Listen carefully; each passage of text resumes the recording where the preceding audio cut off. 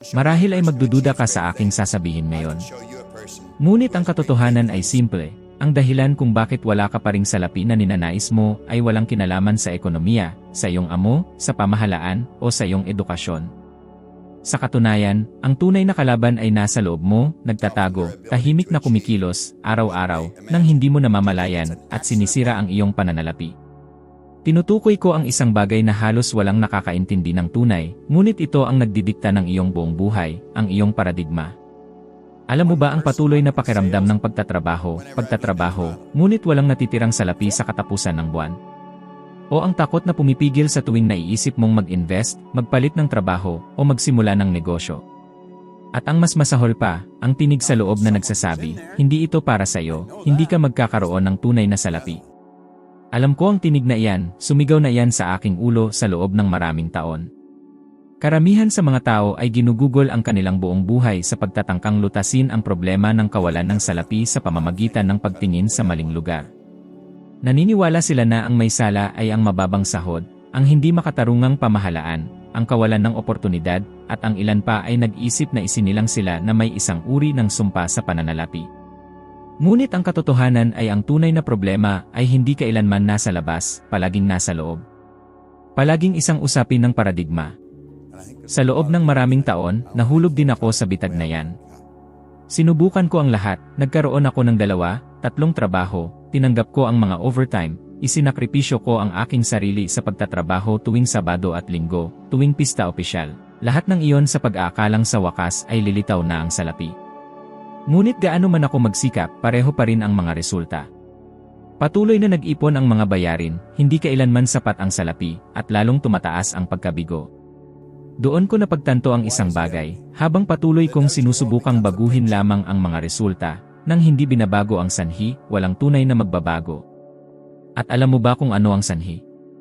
Ang aking paradigma. Ang hindi nakikitang pagpoprograma sa isip na nagpapanatili sa akin na nakakulong sa isang pattern ng kakulangan sa pananalapi. Isang uri ng autopilot na nagpapasya para sa akin kung magkano ang maaari kong kitain, gastusin, at kahit magkano ang dapat kong itabi. Mas karaniwan ito kaysa sa iyong inaakala. Ilang beses ka na bang nahuli sa iyong sarili na nagsasabi ng mga kataga tulad ng, hindi namumunga ng salapi ang puno, kailangang maghirap para kumita ng salapi, o nagiging mayaman lamang ang mayayaman dahil pinagsasamantalahan nila ang iba? Mukhang hindi nakakapinsala ang mga katagang iyan, ngunit parang mga buto ng kakulangan na nakatanim sa loob ng ating isipan. At ang pinakamasama sa lahat ay, kahit nabigyan ka ng buhay ng pagkakataong kumita ng higit pa, kung hindi magbabago ang iyong paradigma sa pananalapi, sinasabotahe mo ang lahat. Makakuha ka ng pagtaas ng sahod, at biglang lilitaw ang mga bagong gastos. Makatanggap ka ng hindi inaasahang salapi, at agad na may lilitaw na problema sa sasakyan, isang emergency na bayarin, isang utang na hindi mo maalala. Hindi iyan pagkakataon, pagpoprograma sa isip yan. May isang panahon, bago ako magsimulang magturo tungkol dito, nagtatrabaho ako bilang bombero sa Toronto. Mayroon akong takdang sahod, walang malaking posibilidad ng paglago. At gayunpaman, nakikita ko ang mga katrabaho na kumikita ng pareho sa akin, nakakapag-ipon, nakakapag-invest, habang halos hindi ko kayang bayaran ang upa. Alam mo ba kung bakit? Dahil iba ang kanilang paradigma. Naniniwala sila na karapat-dapat silang umunlad, hindi ako. Iyon ang isa sa mga pinakamahirap na pagkaunawa na mayroon ako sa buhay. Tumingin sa salamin at mapagtanto na ang aking pinakamalaking kaaway ay ako mismo. Na ang kwento na sinasabi ko sa aking sarili, tungkol sa pagiging mahirap, tungkol sa kawalan ng swerte, ay isang dahilan lamang upang hindi harapin ang katotohanan. Sinasabotahe ng aking subconscious ang bawat hakbang na ginagawa ko patungo sa kasaganaan. At alam kong maaaring mahirap tanggapin yon. Marahil ay nakikinig ka sa akin ngayon at iniisip, Bob, hindi mo naintindihan, iba ang sitwasyon ko, mayroon akong mga anak, mayroon akong mga utang, tumaas ang halaga ng pamumuhay. Ngunit naintindihan ko. Naroon na ako. Alam ko ang bigat ng paggising ng madaling araw na nag-aalala tungkol sa upa sa susunod na buwan. Alam ko kung ano ang pumili sa pagitan ng pagbabayad ng kuryente o pagbili ng pagkain. Ngunit alam ko rin na mayroong isang paraan. At nagsisimula iyon sa loob ng iyong isipan. Ang unang bagay na kailangan mong gawin ay itigil ang pagtingin sa labas at simulang tumingin sa loob. Obserbahan ang iyong mga otomatikong pag-iisip tungkol sa salapi. Itala ang mga paniniwala na dala mo mula pagkabata. Tanungin ang iyong sarili, saan nanggaling ang ideyang ito na hindi ako karapat-dapat magkaroon ng salapi? Dahil maniwala ka, karapat-dapat ka. Karapat-dapat tayong lahat. May mga pag-aaral sa behavioral psychology na nagpapakita na ang mga batang nalantad sa mga negatibong kataga tungkol sa salapi sa mga unang taon ng kanilang buhay ay may mas mataas na posibilidad na makaranas ng kahirapan sa pananalapi sa kanilang pagtanda. Parang naprograma ang utak na laging mamuhay sa limitasyon. At ang tanging paraan para makawala rito ay sa pamamagitan ng reprogramming. Walang ibang paraan. Kung patuloy ka lamang nasusubukang magtrabaho ng higit pa, magsikap ng higit pa, nang hindi binabago ang iyong paradigma, patuloy kang ikot sa mga bilog. Iyon ang nangyari sa akin sa loob ng maraming taon. Lumipat ako mula sa isang trabaho patungo sa isa pa, sa pag-aakalang ang problema ay ang sahod at hindi naman. Sa tuwing tataas ang salapi, tumataas din ang problema. Parang may isang hindi nakikitang kisam sa ibabaw ng aking ulo. At sa tuwing susubukan kong lampasan ito, may mangyayari upang hilahin ako pabalik. Sa makatuwid, ang unang hakbang ay kilalanin, ang problema ay hindi ang mundo, hindi ang amo, hindi ang krisis, ito ay ang paradigma. Ang pangalawang hakbang ay magpasya, handa ka bang magbago? Handa ka bang questionin ang lahat ng iyong pinaniniwalaan tungkol sa salapi?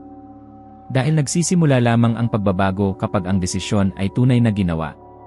At bago mo isipin na ito ay murang motibasyonal na usapan, hayaan mo akong sabihin sa iyo ang isang bagay. Ang sinasabi ko sa iyo dito ay ang nagligtas sa akin mula sa pagkabangkarote, sa mga utang, sa kahirapan, at naglagay sa akin sa isang landas ng kasaganaan na tumatagal hanggang ngayon. At maaari rin itong gawin yon para sa iyo kung papayagan mo. Napag-isipan mo na ba kung bakit, kahit na alam mo kung ano ang kailangan mong gawin upang kumita ng mas maraming salapi, hindi mo ito ginagawa? Bakit ka nag-aalangan na tanggapin ang alok na trabaho na mas maganda? Bakit mo ipinagpapaliban ang pagsisimula ng proyektong iyon na maaaring magpabago sa iyong buhay? O ang mas masahol pa, bakit ka, sa tuwing makakatanggap ka ng dagdag na salapi, gumagawa ng paraan upang gastusin ang lahat na parang susunugin ng salapi ang iyong bulsa? Hindi ito kawalan ng talino o kakayahan, lalong hindi katamaran. Ang nasa likod ng lahat ng ito ay isang bagay na mas malalim, hindi nakikita ng iyong mga mata, ngunit labis na makapangyarihan, ang mga emosyon at paniniwala na nakaugat sa iyong subconscious na may kaugnayan sa salapi. Inabot ako ng maraming taon upang maunawaan ito. Sa loob ng mahabang panahon, nakita ko ang aking sarili na inuulit ang mga pattern na nagpapanatili sa akin na bangkarote. Kapag kumikita ako ng kaunti pa, nakaramdam ako ng kakaiba, hindi komportable, na parang hindi iyon para sa akin. Parang may isang emosyonal na trangka na pumipilit sa akin na bumalik sa parehong antas gaya ng dati.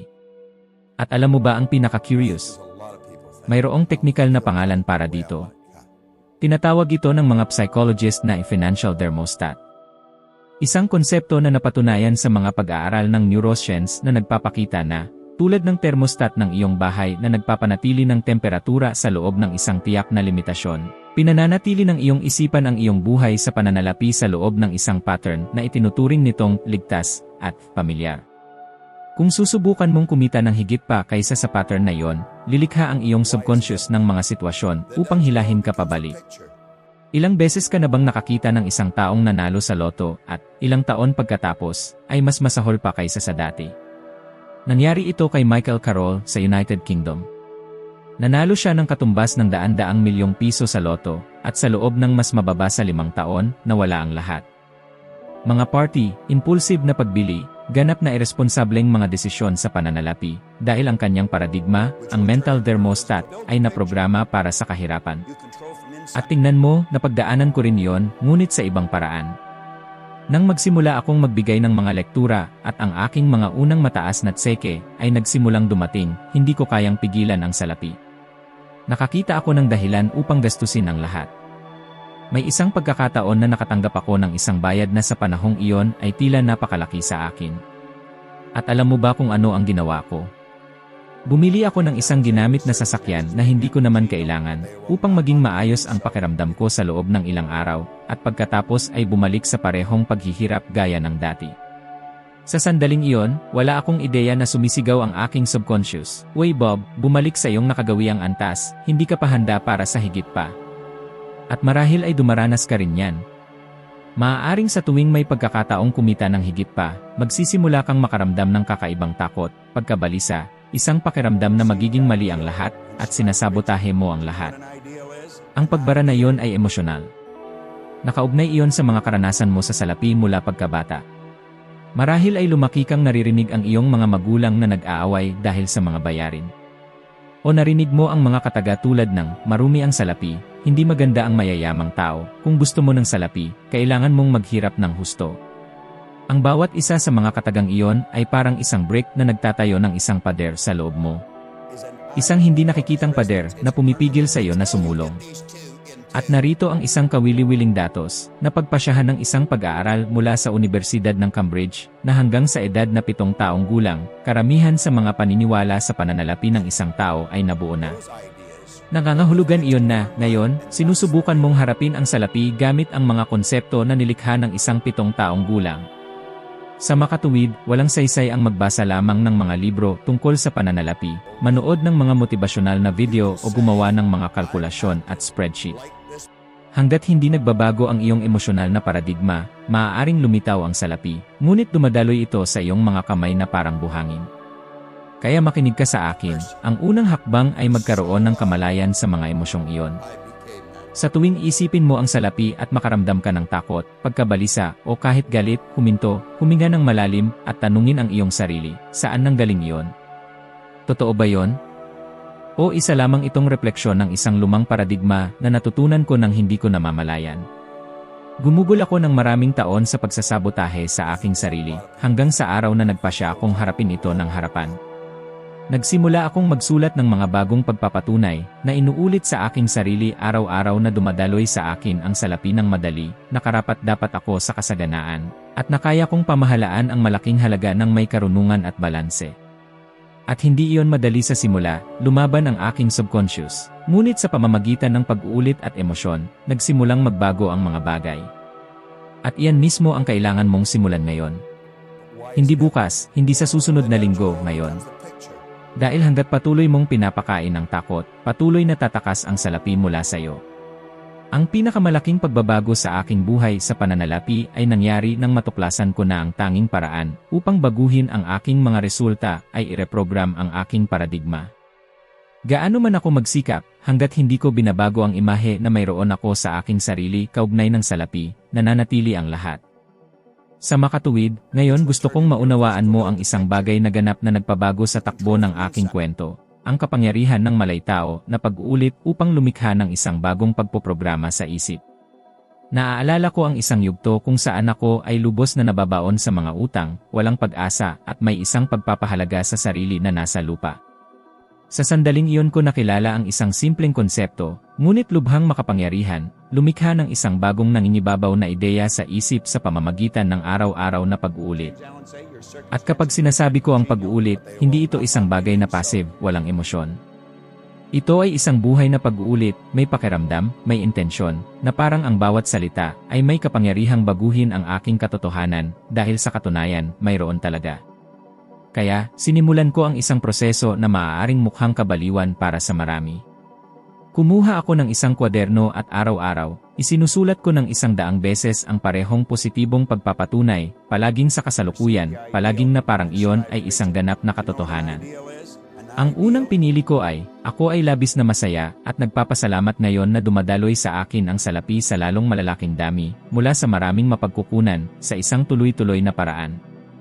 100 beses sa isang araw. Araw-araw. Nang hindi nabibigo. Walang mga dahilan. At alam mo ba kung ano ang nangyari sa mga unang araw? Sumisigaw ang aking isipan na yon ay katawa-tawa. Naririnig ko ang isang panloob na tinig na nagsasabi, Bob, nagsasayang ka ng oras. Hindi ito gagana. Tignan mo ang balanse sa iyong account, tignan mo ang mga atrasadong bayarin sa iyong mesa. Ngunit nagpatuloy ako. Dahil alam ko na yon ang tanging paraan upang masira ang lumang pagpoprograma. At iyan mismo ang gusto kong gawin mo. Pumili ng isang pagpapatunay na kumakatawan sa kung ano ang gusto mo talagang maranasan. Isulat palagi sa kasalukuyan na parang nangyayari na. At ulitin, ulitin at ulitin hanggang sa simulang tanggapin ng iyong isipan ang bagong ideyang iyon bilang totoo. Marahil ay iniisip mo, ngunit Bob, nagsusulat lang ito ng mga kataga, paano nito mababago ang aking katotohanan? At sasagutin kita ng isang datos na hindi alam ng maraming tao. Ipinakikita ng mga pag-aaral mula sa Universidad ng London na kailangan ng utak ng tao ng hindi bababa sa 66 na araw ng tuloy-tuloy na pag-uulit upang lumikha ng isang bagong neural na koneksyon na sapat na malakas upang palitan ang isang lumang gawi. Ito ay pisyolohiya. Hindi ito mahika, ito ay agham. Nakita ko itong mangyari sa aking sariling buhay, at sa aking mga mag-aaral din ang mga tao na dati ay hindi kayang mag-ipon ng sentimo, na nabubuhay ng lampas sa kanilang kakayahan, at pagkatapos nilang ilapat ang pamamaraang ito ng seryoso, ay nagsimulang makaakit ng mga bagong pagkakataon, magkaroon ng kalinawan sa mga desisyon sa pananalapi, at ang pinakamahalaga, baguhin ang kanilang sariling pag-ugali patungo sa salapi. Naaalala ko ang isang kliyente na lumapit sa akin ng desperado. Siya ay may utang, may maruming pangalan, walang pag-asa. Nagsimula siyang magsulat ng parehong pagpapatunay na ginamit ko, at sa mga unang linggo, tinawagan niya ako na nagsasabi na parang lumalala ang lahat. Hiniling ko sa kanya na magpatuloy, na magtiwala sa proseso. 2 buwan pagkatapos, nakakuha siya ng isang hindi inaasahang promosyon sa trabaho, muling nakipag-ayos sa mga utang, at nagsimulang mag-ipon sa unang pagkakataon sa kanyang buhay. Hindi iyon pagkakataon, iyon ay pagreprogram sa isip na gumagana. Ngayon, hayaan mo akong magtanong ng isang direktang tanong sa iyo. Ilang beses ka nang sumuko sa isang bagay sa unang linggo dahil lamang sa mukhang mahirap? Gusto mo bang baguhin ang iyong buhay sa pananalapi? Kung gayon, harapin mo ito bilang isang hindi maipagpaliban na pangako sa iyong sarili. At kung gusto mong seryosohin yon, narito ang aking personal na hamon sa iyo. Sa loob ng susunod na 30 araw, pumili ng isang solong positibong pagpapatunay tungkol sa salapi at isulat ito ng 100 beses sa isang araw. 100 beses. Walang mga dahilan. Nang hindi lumalaktaw ng mga araw. Nang hindi ginagawa ng kalahati. Kung gagawin mo yon, nang may emosyon, nang may pagtuon, nang may intensyon, ginagaranti ako sa iyo na sa lalong madaling panahon ay magsisimula kang mapansin ang mga banayad na pagbabago, at pagkatapos, malalaking pagbabago. Dahil palaging tumutugon ang buhay sa kung ano ang nakaukit sa isang mas matinding paraan sa iyong subconscious. Sa puntong ito, marahil ay nagtatanong ka pa rin kung talagang gumagana ang lahat ng ito para sa anumang bahagi ng buhay. O kung ito ay isang magandang teorya lamang na inilapat sa isang partikular na kaso tulad ng paggising ng mas maaga o kumita ng kaunti pang salapi. Kung gayon, hayaan mo akong sabihin sa iyo ang isang bagay na marahil ay hindi mo naisip. Ang proseso ng pagbabago ng paradigma ay gumagana para sa ganap na anumang resulta na gusto mong baguhin. Kung gusto mong pagbutihin ang iyong pananalapi, ang iyong kalusugan, ang iyong mga relasyon, o ang iyong karera, pareho pa rin ang paraan. Ang nagbabago lamang ay ang panghuling layunin na gusto mong makamit. At alam mo ba kung paano ko natuklasan yon? Iyon ay nang nagpasya akong subukan ang prosesong ito sa labas ng larangan ng pananalapi. Sa loob ng mahabang panahon, isa sa aking pinakamalaking kahirapan ay ang magkaroon ng disiplina sa oras ng paggising. Maaaring mukhang isang maliit na bagay, ngunit sa katunayan, nakakaapekto iyon sa aking buong pagiging produktibo, sa aking mga pangako, sa aking mga pagpupulong, at dahil dito, sa aking mga kita. Palagi kong itinakda ang alarm clock, at, nang hindi nag-isip, pinindot ko ang snooze button. Umuulit iyon araw-araw. At, gaano man kaalaman ako sa kahalagahan ng paggising ng maaga, upang magkaroon ng isang mas produktibong araw, ganap akong pinangibabawan ng lumang gawi. Doon ko inilapat ang parehong pamamaraan na ginamit ko upang baguhin ang aking paradigma sa pananalapi. Pumili ako ng isang napaka-espesipikong pagpapatunay sa kasalukuyang panahon na parang iyon na ang aking katotohanan. Ang kataga na isinulat ko ng 100 beses sa isang araw ay, ako ay labis na masaya at nagpapasalamat ngayon na, sa sandaling ako ay magising, agad akong bumabangon sa kama at sinisimulan ang aking araw ng may enerhiya. Sa mga unang araw, kinutya ako ng aking intelekto. Naisip ko, Bob, ang bobo mo, mahigit ka ng 40 taong gulang at nagsusulat ka pa rin ng kataga ng bata. Ngunit nagpatuloy ako. Nagpumilit ako. Pumunta ako hanggang sa huli. At ang resulta? Sa loob ng ilang linggo, nawala ang lumang gawi na iyon ng pagpindot sa snooze button. Automatiko iyon. Ibinukas ko ang aking mga mata at bumangon ako. Walang negosasyon. Walang panloob na pag-uusap. Ang malaking aral sa likod nito ay ang paradigma, kahit na ano pa man yon, umiiral lamang dahil pinakain yon sa loob ng maraming taon sa pamamagitan ng pag-ulit at emosyon. At ang tanging paraan upang palitan ang isang lumang ideya ay ang pagtatanim ng isang bagong ideya na may higit na kasidhian at pagkakapare-pareho. At iyan ay totoo rin para sa iyo. Kung ngayon ang iyong hamon ay hindi ang paggising ng maaga, ngunit ang magkaroon ng lakas ng loob na gumawa ng isang tawag sa pagbebenta, na makipag-ayos ng pagtaas ng sahod, na magsimula ng isang proyekto na patuloy mong ipinagpapaliban. Pareho pa rin ang ugat ng problema, isang lumang paradigma, hindi na ginagamit na kumokontrol sa'yo. At marahil ay nagtatanong ka, ngunit Bob, bakit nakakaramdam ako ng labis na pagtutol na magbago, kahit na alam ko kung ano ang kailangan kong gawin? Ang sagot ay simple, kinasusuklaman ng iyong subconscious ang mga pagbabago. Dinisenyo iyon upang panatilihin ka sa komportableng lugar, kahit na ang lugar na iyon ay isang lugar ng kakulangan, takot, at pagkabigo. May mga pag-aaral sa larangan ng behavioral neuroscience na nagpapakita na ang utak ng tao ay tumutugon sa mga pagbabago na may parehong antas ng stress na haharapin nito sa isang tunay na pisikal na banta. Iyon ang dahilan kung bakit nakakaramdam ka ng pagkabalisa, pagdududa, hanggang sa pagbilis ng tibok ng puso kapag iniisip mong gumawa ng isang bagay sa labas ng iyong nakagawiang gawain. Ngunit narito ang lihim, kung ulitin mo ang bagong ideya ng sapat na beses, nang may emosyon, nang may kalinawan, nang may pagkakapare-pareho, muling isasaayos ng iyong utak ang iyong pattern ng pag-ugali. Hindi ito mahika. Ito ay biyolohiya. At alam ko na marahil ay umaasa ka sa isang kahanga-hangang solusyon, isang bagay na madalian, na parang isang kawayan ng mahika. Ngunit ang tunay na pagbabago ay nangyayari sa maliliit na pang-araw-araw na desisyon, na naipon ng may pagkakapare-pareho. Kaya, ngayon tatanungin kita, ilang beses mo pa hahayaang kontrolin ka ng lumang paradigma? Ilang taon pa ng buhay ang ibibigay mo sa pagpoprograma na nagpapanatili lamang sa iyo na nakakulong? Ano man ang resulta na gusto mong baguhin, pareho pa rin ang paraan. Simulan ngayon. Piliin ang bagong ideya na gusto mong itanim sa iyong isipan. Isulat, pakiramdaman, ulitin, hanggang sa maging mas malakas iyon, kaysa sa lumang kwento na sinasabi mo sa iyong sarili. At para lamang tapusin, sinasabi-sabi na ang sinumang magpasya na baguhin ang isang paradigma ngayon, ay karaniwang tumitingin pabalik ilang buwan pagkatapos, at nagtatanong sa kanyang sarili, bakit hindi ko sinimulan ito noon pa? Ang tunay na dahilan kung bakit wala ka pa ring salapi na gusto mo, ay hindi kailanman nasa labas, palagi iyon sa loob mo, at may pangalan, paradigma. Hanggat hindi mo binabago ang panloob na pagpoprograma na iyon, patuloy na magiging pareho ang mga resulta, gaano man ka magpumiglas, magsikap, o sumubok ng mga bagong estratehiya. Ngayon na alam mo na yan, malinaw na mayroon kang kapangyarihang kontrolin at lumikha ng isang bagong katotohanan sa pananalapi, simula sa maliliit na aksyon na tila simple, ngunit may malaking epekto sa pamatagalan.